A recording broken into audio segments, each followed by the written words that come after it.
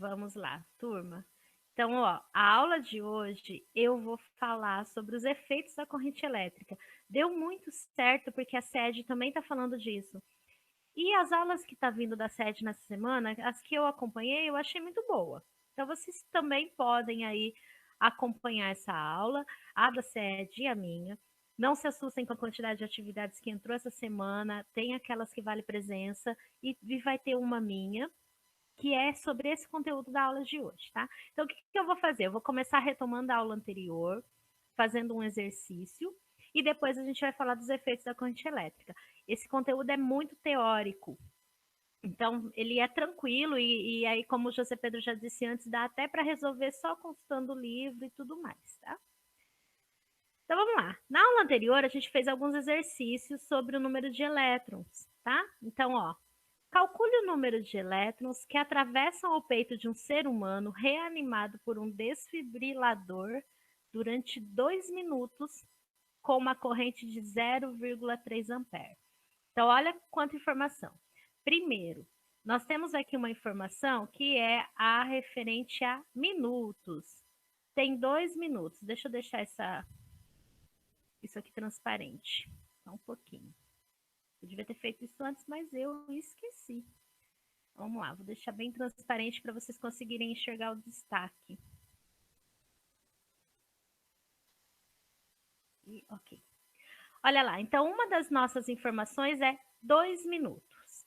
A outra informação que o exercício me dá é 0,3 ampere. Ok. Primeiro, ele quer número de elétrons. Se ele quer número de elétrons, nós vamos usar aquela fórmula Q igual a N vezes o E. Mas para utilizar essa fórmula, eu preciso antes saber calcular a carga. Então, como que eu calculo a carga? Pela fórmula da corrente elétrica. Corrente elétrica é igual a carga dividido pelo tempo. Nós fizemos esse tipo de coisa semana passada.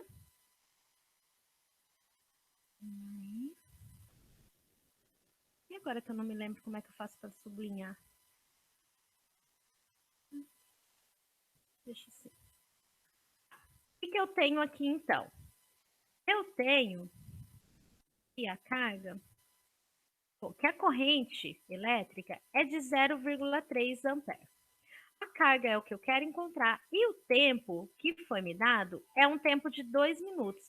Eu não posso usar em minutos, eu tenho que usar em segundos. Como 1 minuto é 60 segundos, 2 minutos é 120 segundos. Tá? Quando eu fizer isso, deixa eu colocar uma aqui, dividido. Aqui também é dividido. Bem, quando a gente faz isso aqui, eu posso multiplicar cruzado. Esse 0,3 multiplica os 120 e esse Q multiplica o 1 que está aqui. Então, vamos lá. Esse 1 não aparece, mas ele existe ali. Então, vamos lá. Q vezes 1 é Q. E 0,3 vezes 120 vai dar 36. Deixa eu fazer de novo. 36. Então, nós temos que essa carga é de 36 coulombs. Por que eu calculei a carga? Porque eu preciso dela aqui no cálculo do número de elétrons. Número de elétrons, a carga é igual número de elétrons vezes o E. Então, eu já achei que essa nossa carga é 36. Número de elétrons é o que eu quero encontrar, vezes 1,6 vezes 10 a menos 19. Turma, lembrando que esse número 1,6 vezes 10 a menos 19 ele é um número fixo.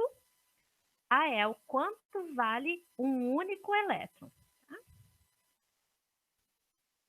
E aí, o que eu vou fazer? Eu vou inverter essa equação apenas para ficar fácil. Esse termo eu vou colocar ele do primeiro lado. Fiz errado. Vou colocar ele aqui. E o segundo termo, que é o 36, eu vou colocar desse lado. O que eu vou fazer agora? Eu vou deixar o N sozinho e vou passar 1,6 para o outro lado dividindo. O N fica sozinho e o 1,6 passa dividindo o 36.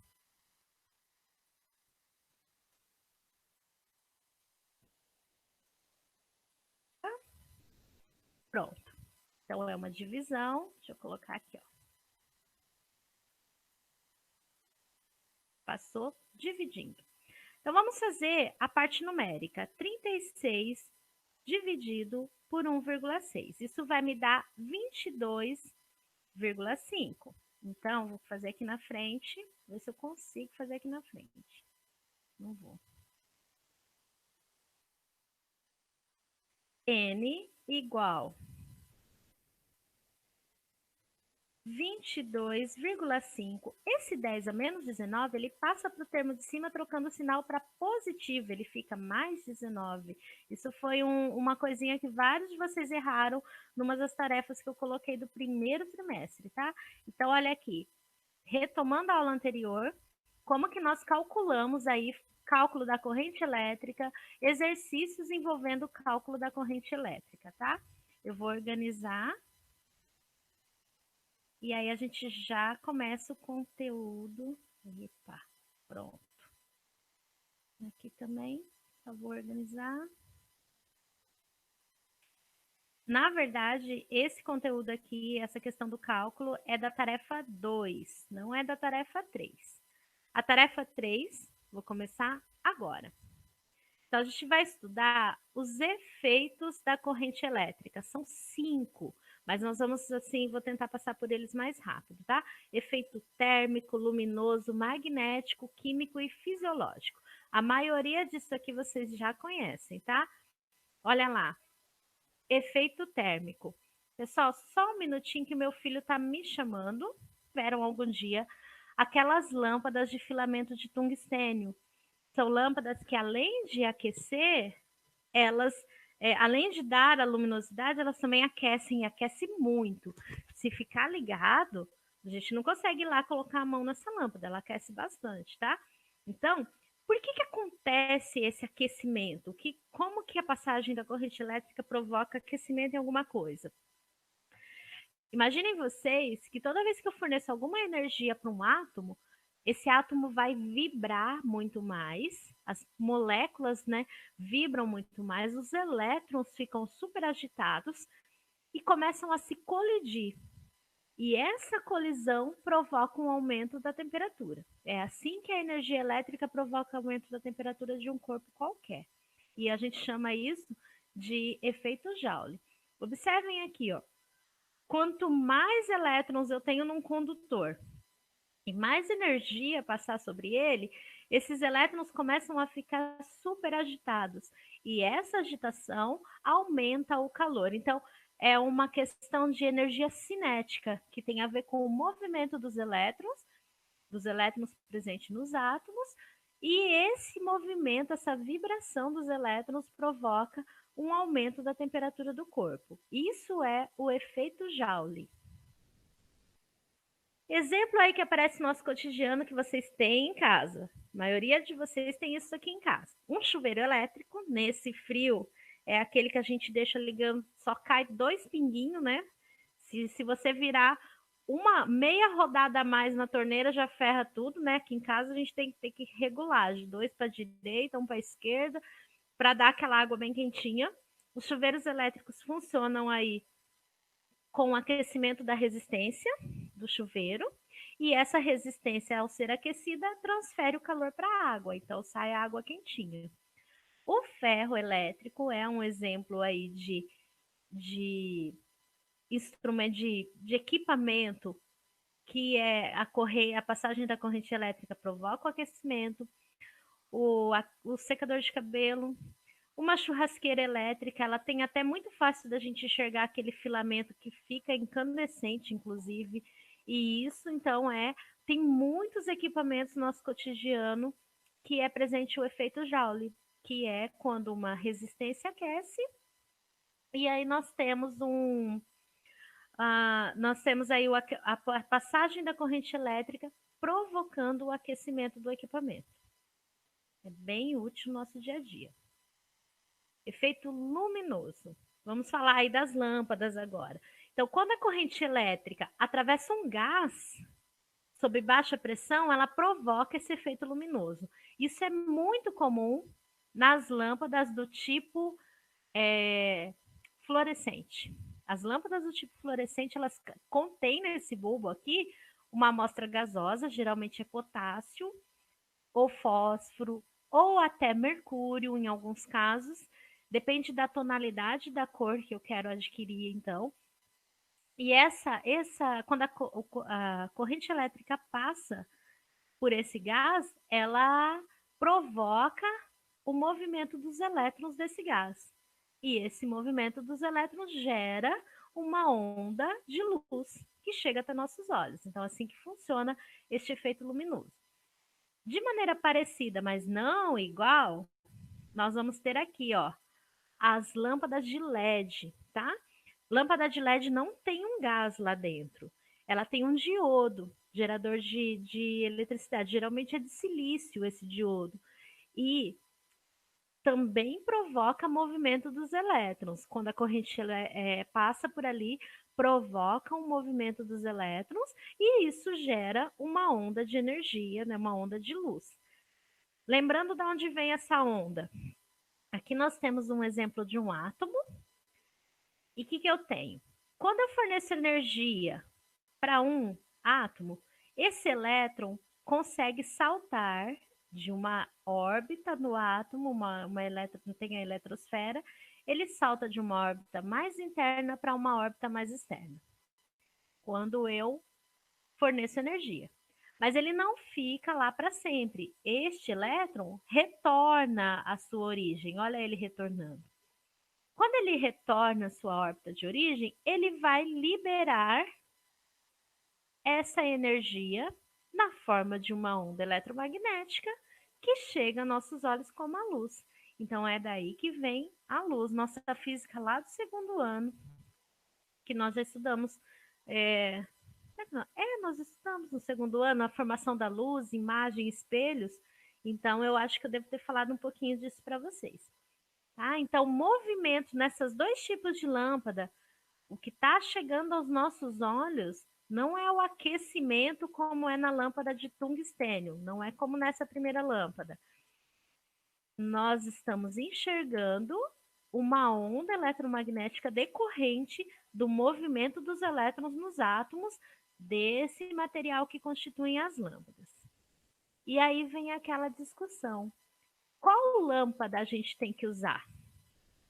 Na casa de vocês, já estão utilizando as de LED? Já começou a substituir? Sim. Sim? Aqui em casa quase todas são de LED, algumas ainda são fluorescente. E por que a gente tem que começar a substituir por lâmpadas de LED? Primeiro, as lâmpadas de LED são as mais econômicas, mas vejam um quadro comparativo. Elas são um pouquinho mais caras, agora já caiu bastante o valor delas, até que está um preço acessível.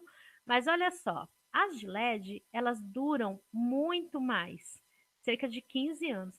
Não sei não, aqui em casa, antes de 2, 3 anos, elas costumam estragar.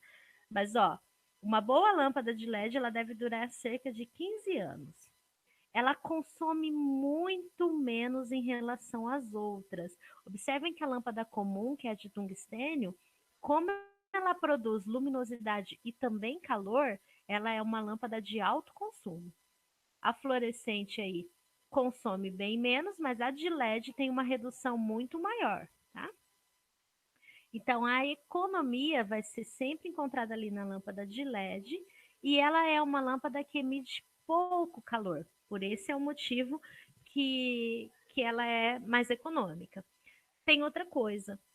Se a gente for pensar no nível de, de sustentabilidade, de ecologia, de um consumo mais consciente, comprar lâmpadas de LED são lâmpadas que não contêm mercúrio, tá? Como a fluorescente. Então vai ser uma lâmpada muito menos poluente aí para o meio ambiente. É bem melhor, então, escolher uma lâmpada de LED.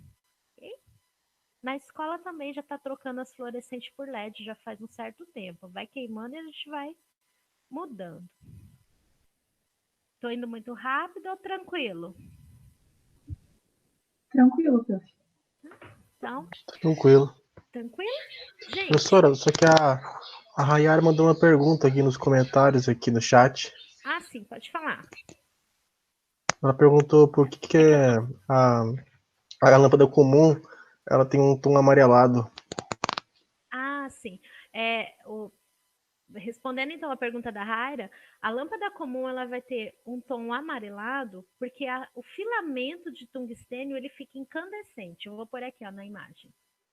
Aqui dentro tem um filamento de tungstênio que quando ela queima, a gente consegue ver aquela coisinha que parece uma molinha lá dentro. Aquele filamento é do material metálico, que esse material se chama tungstênio, e quando aquecido, ele vai ficando nesse tom amarelo laranjado, que é uma característica do filamento, tá? Então ela vai dar uma luz mais amarela mesmo. Ó, isso não quer dizer que não tenha lâmpadas fluorescentes que tenham cor. Por quê? O que vai determinar a cor de uma lâmpada fluorescente? O gás que contém nela, o elemento químico que contém nela. Então, se eu colocasse uma lâmpada de estrôncio, se fosse possível, ela me daria uma luz vermelha. Então, não sei se é possível, gente, mas é que eu me lembro que o estrôncio é um elemento que me fornece luz vermelha. O cobre, embora ele seja, o sal de cobre seja azul, quando os seus elétrons estão aí cheios de energia, ele vai me emitir uma luz verde. Então, o que garante a cor? É o material que constitui essa lâmpada. No caso do filamento de tungstênio, vai ser meio amarelado mesmo. No caso do fósforo, do mercúrio, a luz é branca. Então, alguns elementos químicos vão dar luzes coloridas ou não, ok? E aí, se a Raira mandar mais pergunta, vocês me avisam, porque eu não tô com o chat aberto aqui. É que eu não sei dividir tela, gente. Um dia vocês vão me ensinar isso. Então, ali, o que determina qual lâmpada a gente deve escolher? A gente tem que escolher uma lâmpada mais econômica e que não polui o ambiente. Nesse momento, o que nós temos no mercado é a LED para isso. Eu vou falar do efeito magnético para vocês, ó. Quando a passagem da corrente elétrica provoca em suas proximidades um campo magnético. Turma, esse é o princípio de funcionamento dos motores. Então, quase tudo que nós temos na nossa casa que envolve um motor vai ser um efeito magnético. Deixa eu ver se eu consigo abrir esse vídeo que eu coloquei o link aqui. Podia dar certinho já direto, né? Mas não. Eu vou colocar aqui que eu quero mostrar para vocês bem rapidinho esse vídeo. Vamos ver se eu consigo abrir. Eu quero mostrar para vocês é do Manual do Mundo, que é um canal que eu gosto bastante. Ele faz muitas experiências. E eu vou mostrar bem o trecho onde tem a questão da passagem da corrente elétrica, tá? Deixa eu ver aqui, ó. Ele está falando que ele vai fazer um eletroímã. Deixa eu colocar. Olha o que ele está fazendo aqui. Vou ampliar. Ele está enrolando ali um fio. Vou abaixar o volume aqui. Ele está enrolando um fio, fazendo uma bobininha, como se fosse um motorzinho. Ele está enrolando esse fio. E aí, ele vai ligar esse prego que ele passou esse fio de cobre bem enroladinho, ele vai ligar numa lâmpada, ou seja, num gerador de eletricidade. Observem como que vai ficar magnetizado esse prego. Então, isso é muito interessante. Isso aqui é um efeito magnético. É quando a gente passa uma corrente elétrica por uma bobina e eu torno essa bobina um ímã temporário, tá? Não vou prolongar, depois eu vou deixar o vídeo para vocês assistirem mais tarde. Eu vou voltar aqui para nossa aula. Então, isso é o efeito magnético. E onde que ele vai ser encontrado? todo tipo de motor. Se a gente abrir motor, vocês vão ver que dentro do motor tem muitos fios de cobre novelados, assim, todo enroladinho. Então, passa corrente elétrica ali, esse fio de cobre, essa passagem de corrente elétrica cria um campo magnético, e esse campo magnético é capaz de movimentar um pistão, movimentar alguma pecinha, fazer esse motor ligar. Então, esse é o princípio do efeito magnético. Eu não vou aprofundar muito nessa parte, porque nós vamos ter lá no terceiro trimestre um espaço só para estudar magnetismo. Aí a gente vai falar de novo disso, tá? Mas e se tivesse na nossa aula presencial, esse é o momento que eu gosto de levar vocês lá para o laboratório e a gente fica vendo como funcionam alguns motores. É bem legal. Mas quando a gente voltar da pandemia, nós vamos fazer, tá? Ó, efeito químico. Eu procurei essa imagem aqui, ó, de uns talheres banhados em cobre. Lindo. O que eu faço? Eu uso a eletricidade para separar compostos de uma solução. Por exemplo, eu pego uma solução que contém cobre. Então, eu faço uma passagem de corrente elétrica e eu consigo fazer esse cobre se depositar em outros metais. É uma reação química chamada de eletrólise. Então, ó, o que ela é? A separação de um composto em seus componentes. É assim que faz banhar alguma coisa? Pode ser. Esse processo ele é chamado de galvanização, tá? Então, você conseguir separar o metal de uma solução química e depositar esse metal em outra superfície. É muito bonito isso, eu adoro, né? Sou suspeita para falar por causa da química. Mas é isso que a eletricidade pode causar, e aí nós classificamos como efeito químico. Tem que lembrar do nome, deixa eu marcar aqui, ó, para a gente lembrar da galvanização, bastante utilizado na indústria, tá? Por fim, um efeito que vocês conhecem bem, porque se vocês já colocaram o garfo na tomada, vocês já sentiram o efeito fisiológico da corrente elétrica. É a questão do choque, tá? Se a gente for pegar o lado bom dele, eu estou colocando ali o uso do desfibrilador, que é para reanimar um paciente. Então, a passagem da corrente elétrica no corpo de uma pessoa. Por que o nosso corpo permite passagem da corrente elétrica? Nossa composição das nossas células contém muita água. Então, nós somos bons condutores de corrente elétrica. Nós somos sim, tá? Se eu não me engano, na aula passada, a gente discutiu se o que mata é a voltagem. Nós não falamos a palavra matar alguém, mas o que causa os danos, tá? Não, professora, foi sim. Foi, né? Foi, Nós porque eu estamos falando perguntei. do choque, né? Perguntei, foi quanto é necessário para matar um ser humano? Então nós usamos a palavra matar, então tá. É, é assim, eu acho que eu comentei, pode ter uma altíssima voltagem, 3.000 volts, 5.000 volts, mas se tiver baixa corrente elétrica, o sujeito vai sobreviver. O problema é assim, a voltagem carrega a corrente elétrica pelo nosso corpo. Então, a voltagem transporta, mas o que causa efeito, que vai te causar algum malefício, vai ser a alta corrente elétrica, tá? Então foi na semana passada que nós discutimos. Deixa eu ver, gente, eu acho que a aula de hoje era isso. Eu passei rapidinho, mas ó, voltando. Só uma questãozinha sobre o efeito fisiológico. Aquele choque que a gente leva no cotovelo, tal, por bater, não é esse efeito, né? Não, Aquele lá é um efeito biológico, estática. não é? É estática, né? É o choque gerado pelo atrito, Ah, sim. tá? Então ele não é assim de natureza fisiológica. Mas se a gente for pensar também de natureza fisiológica, a gente tem que pensar que o nosso cérebro ele é inteiro movido por impulso elétrico dos nossos neurônios, tá? Então tá o tempo todo tendo impulso elétrico, mas não é decorrente de uma corrente elétrica que está passando pelo meu corpo. tá? E é diferente. Ali, eu também sou um condutor, meu corpo também funciona com eletricidade. Isso e tem que ser, porque os impulsos elétricos é o que leva o comando para as terminações nervosas. Por exemplo, eu penso, vou levantar a mão e já levanto a mão, porque rapidinho o impulso elétrico mandou esse comando lá para o meu músculo, levantei a mão, tá? Dúvidas, gente? Não, eu consegui Muito. entender esse conteúdo bem.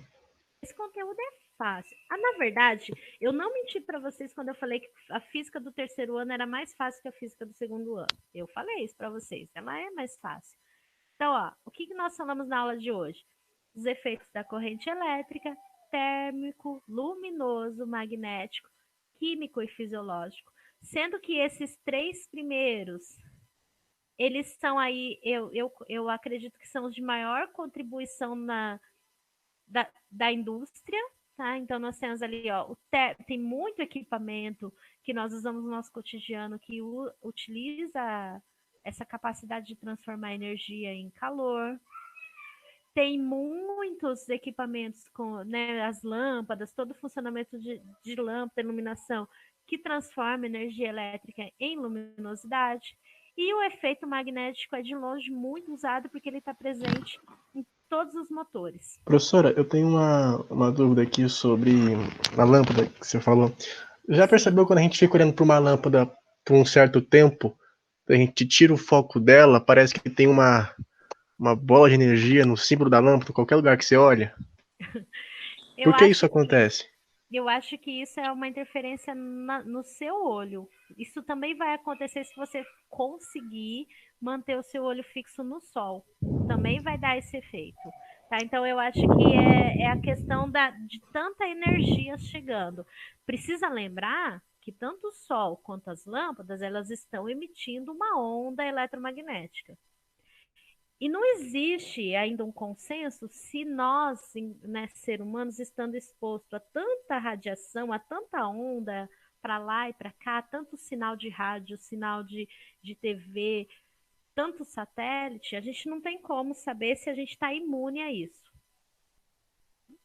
Então, já tem casos de pessoas que têm alergia a, a um campo magnético, um campo elétrico.